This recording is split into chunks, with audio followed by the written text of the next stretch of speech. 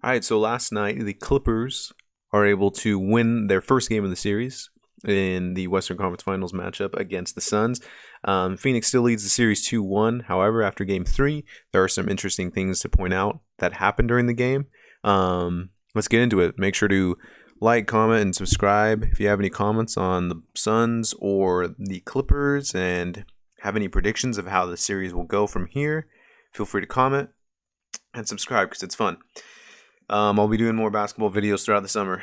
All right, so let's go into this. First off, I think overall the Suns looked pretty lackadaisical.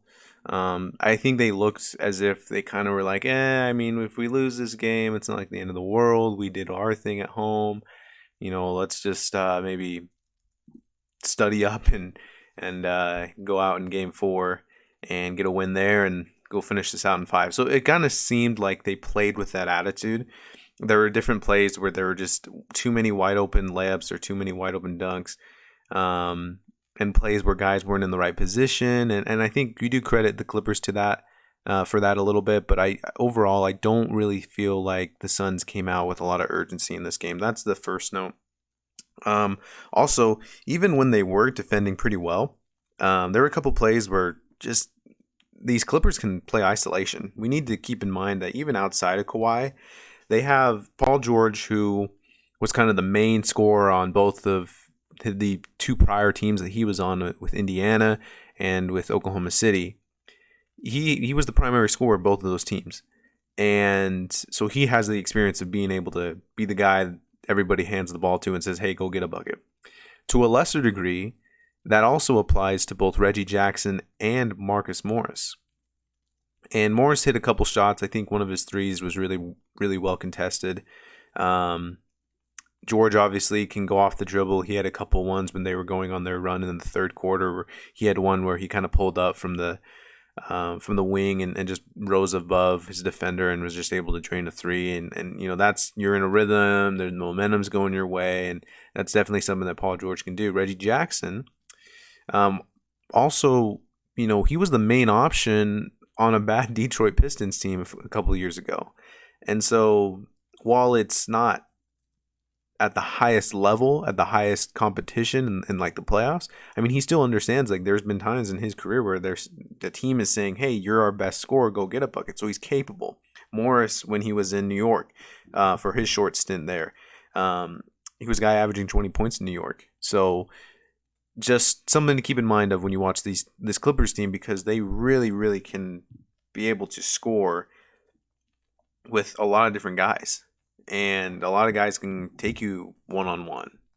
And if there is not enough communication on defense and the guy's out of position, like, they'll be able to make you pay for that. I also thought Booker, I mean, overall, you look at his numbers, and you can obviously tell from the box score that he just had an off game. He was 5 of 21, hit 1 3, 1 of 7 overall from 3. It was a minus 15 on the game. Didn't really seem to get in the flow of the game. Now, the interesting thing that I do want to point about Booker is, first off, is that he definitely was struggling with his mask. You could tell that he was having a hard time playing with it, and there were some issues there with him kind of being like, oh, well, I think there was one play where he gets hit by a screen and his mask gets hit up, and instead of transitioning or rotating or helping on defense, he kind of just he stands still for a second, and it's only for a second. But again, we're in the NBA, so it's not like 1 second of non-defense can make a big difference. So he stands there and he fixes his mask, which I don't blame him. If he's never played with it before, that makes sense, but you would think that he might be a little bit more into the game. But he kind of stands still and then fix his mask, and his guy, and because of the lack of defense and lack of help from Booker in that play, he ends up the Clippers end up scoring off of it. So I think, Booker may need a little bit more reps with being able to be kind of going in game action and being able to play with the mask. The other note that I want to say about Booker too is that he's gotten in foul trouble now for 2 straight games, which is something just to keep in mind.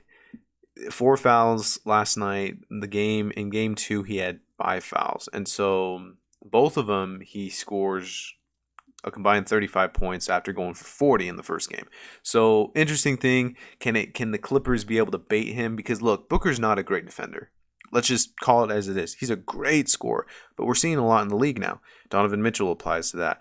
Damian Lillard applies to that same theory of like you're such a great offensive player, but at the same time, like you're probably expending a lot of energy on the offensive side of the ball, and you're not able to do that on the defensive side of the ball. So kind of think about with Booker there, because I think as great as he is on offense, he's not a great defender. There were a couple times where he seemed a little off balance in last night's game.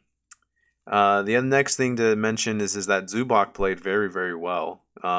The box score only has him for 2 blocks. I think he got a deflection too that I think should be a block, but he had 3 kind of in my mind blocks. It was a plus 28 overall.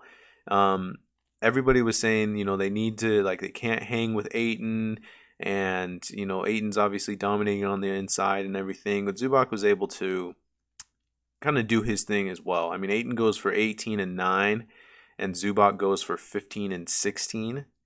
And the one thing that, again, you don't make the world out of plus minus, but it does tell a little bit of the story. But Ayton was a minus 25, the worst on the Suns. And Zubac was a plus 28, the best on the Clippers. So, interesting. Can the Clippers continue to kind of find ways to neutralize Ayton as best as they can? There were a couple plays where Ayton was kind of just off balance. He had 1 3 where it was kind of a semi-transition where he really didn't know who he was guarding, and it turned into a Reggie Jackson 3 there in the fourth quarter. So I definitely feel like the Clippers could do something. Can they force pick and roll situations that force Booker and Ayton to guard it? Because as good as Ayton and Booker are, they're not the greatest of defenders.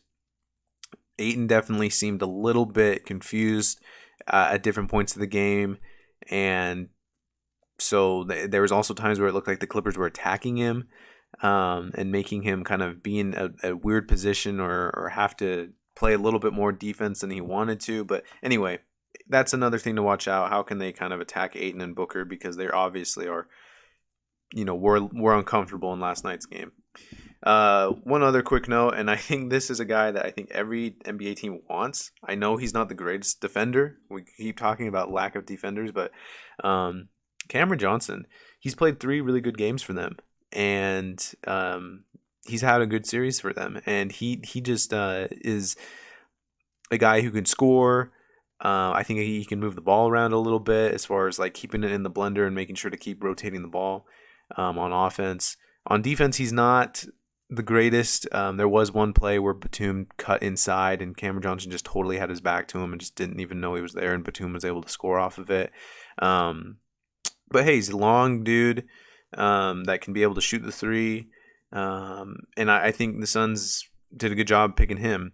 He actually has an interesting career because he played at Pittsburgh, then transfers to North Carolina, and is able to take off his last year there. You look at his effective field goal percentage his last year in North Carolina, it was great.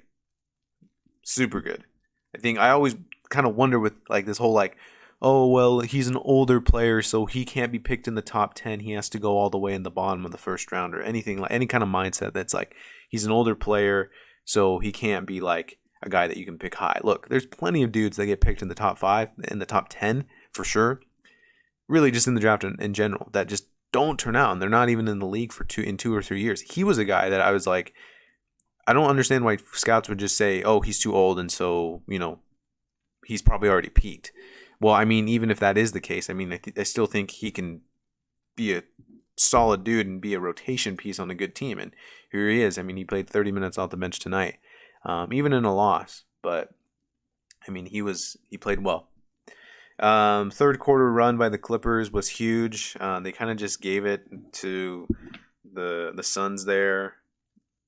Look, basketball is a game of runs. I mean, if you can continue to feed off of the momentum that's coming from scoring or being able to get stops, it's hard to really get past a run if you're the one who's being scored on. The only way that you can really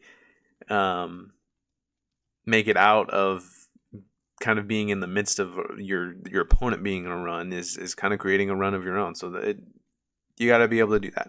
It looks like that kind of propelled the Clippers. They score 34 in the third quarter, holding the Suns to only 21. Suns played 3 bad quarters, honestly. I mean, first, third, and fourth, like they don't even get past 25 points in either of those. The only one they did was in the second quarter where they scored 27. So their best quarter was the second. But then other than that, it's like they kind of just were not that great.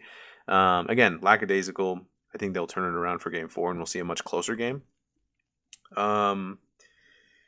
Kennard steps up. Kennard comes in, provides some points, and 21 minutes hits a couple threes, gets the and one on the 3. I did think it was interesting that they stopped playing Morris and Batum in the lineup, and this speaks to the credit. This really is a credit to Ty Lue. Lue is so good as a coach, and he was able to basically say, Batum and Morris, you guys are off. We're going to start Terrence Mann and Patrick Beverley. And it's worked. It's worked with the Suns team. I mean, like re-rewarding the teams in the playoffs. It's like Coach of the Year has to go to Ty Lue. It has to.